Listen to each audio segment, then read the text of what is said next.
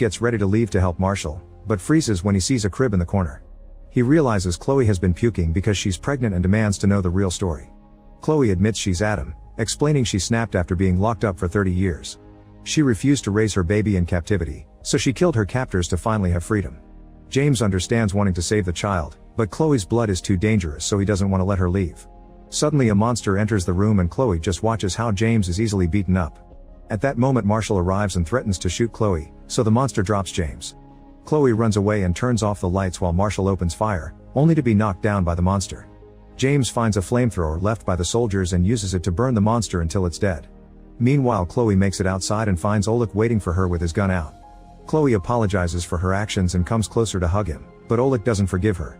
A desperate Chloe steals his knife and stabs him, only for Oleg to grab it back and quickly stab her in return.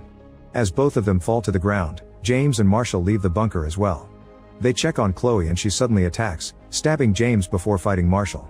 Chloe's monster strength allows her to easily bring Marshall down, and when James tries to fight her too, he's immediately defeated the same way. Neither guy gives up and tries fighting Chloe again, however it's easy for her to quickly bring them down one after the other. Then she tries grabbing a fallen gun, so James surprises her from behind by putting rope around her neck.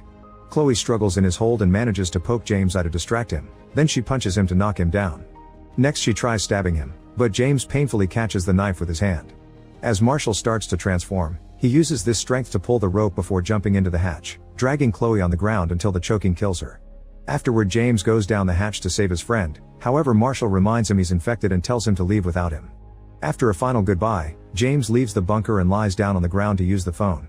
He passes out before he can hear his wife's voice. Later that night, a rescue team arrives at the forest and find James, who is already transformed, and immediately attacks them. Make sure to subscribe and turn on notifications